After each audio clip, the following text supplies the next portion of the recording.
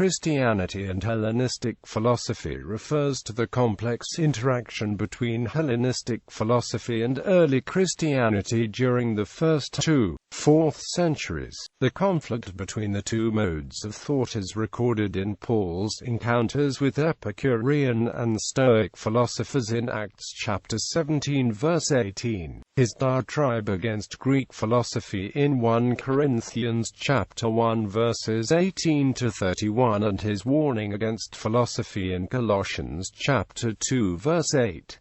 However, as Christianity spread throughout the Hellenic world, an increasing number of church leaders were educated in Greek philosophy. The dominant philosophical traditions of the Greco-Roman world at the time were Stoicism, Platonism, and Epicureanism. Stoicism and particularly Platonism were readily incorporated into Christian ethics and Christian theology.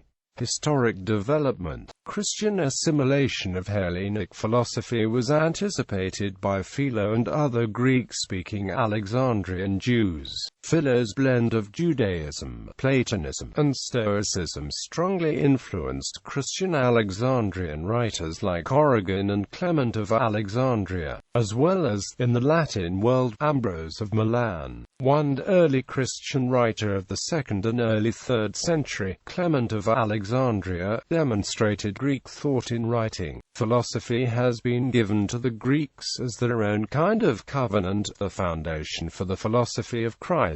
The philosophy of the Greeks contains the basic elements of the genuine and perfect knowledge which is higher than human, even upon those spiritual objects. The church historian Eusebius suggested, essentially, in his preparation for the Gospel, that Greek philosophy, although in his view derivative, was concordant with Hebrew notions. Augustine of Hippo, who ultimately systematized Christian philosophy, wrote in the 4th and early 5th century, "But when I read those books of the Platonists, I was taught by them to seek incorporeal truth. So I saw your invisible things, understood by the things that are made." John Burnet noted the Neoplatonists were quite justified in regarding themselves as the spiritual heirs of Pythagoras, and, in the hands, philosophy ceased to exist as such, and became theology. And this tendency was at work all along. Hardly a single Greek philosopher was wholly uninfluenced by it. In later days, Apollonios of Tyana showed in practice what this sort of thing must ultimately lead to. The theurgy and thaumaturgy of the late Greek schools were only the fruit of the seed sown by the generation which immediately preceded the Persian War conception of God.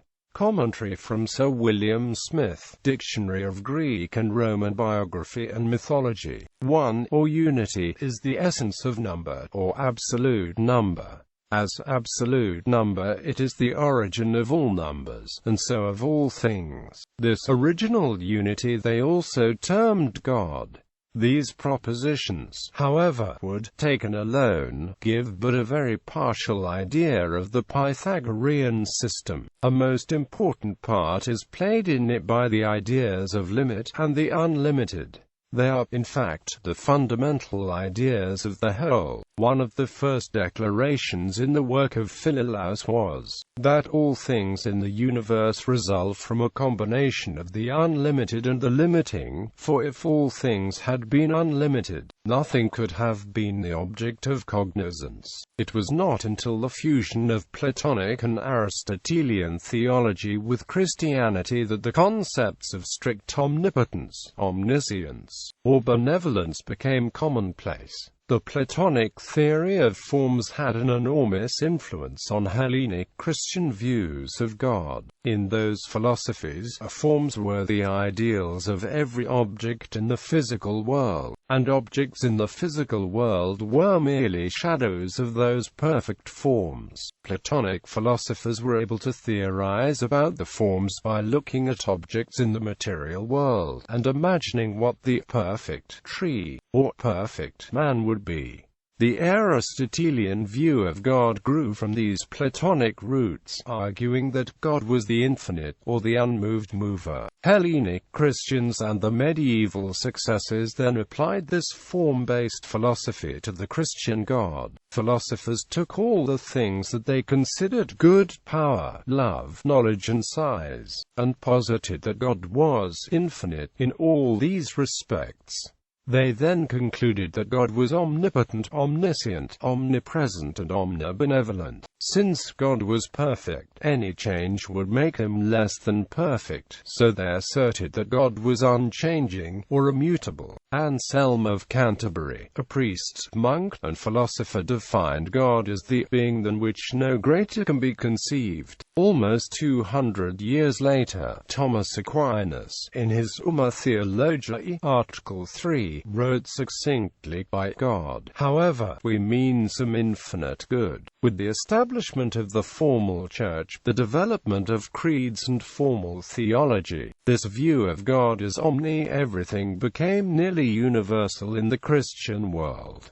The ontological argument. Anselm of Canterbury composed the ontological argument for the existence of God, which he believed to be irrefutable. In essence, he argued that because God is by definition the being than which no greater can be conceived, and it is more perfect to exist than not to exist, that conceiving God not to exist was not conceiving God at all, it was conceiving of being less than perfect, which would not be God. Therefore, the argument proceeded, God could not be conceived not to exist. The ontological argument is a defining example of the fusion of Hebrew and Greek thought. Philosophical realism was the dominant philosophical school of Anselm's day and stemmed from Platonism. According to realism, and in contrast to nominalism, things such as green and big were known as universals, which had a real existence in an abstract realm, as described by Plato. Accordingly, if a concept could be formed in the human mind, then it had a real existence in the abstract realm of the universals, apart from his imagination. In essence, if he could imagine God, God existed. The ontological argument reflected the classical concept of perfections: size, intelligence, beauty, power, benevolence, and so forth. All these qualities are called perfections. What is more intelligent is more perfect as regards intelligence. What is more beautiful is more perfect as regards beauty, and so forth. Because existence was more perfect than non-existence,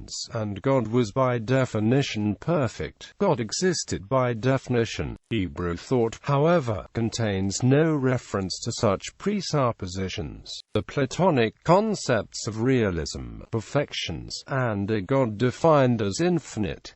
This became incorporated into Greek medieval philosophy. Modern debate. Recently, a great deal of debate has arisen regarding the influence of Platonic thought on Christian thought. Movements such as open theism and process theology have argued that the God of the Jews and non-Hellenized Christians was not changeless in every respect, while process theology has gone so far as to deny the classical attribute of God's omnipotence. In support of the position, open theists cite numerous biblical passages, and both open theists and process theologians cite the problem of evil and the problem of prayer, which they believe make the existence of a changeless and omnipotent God logically untenable.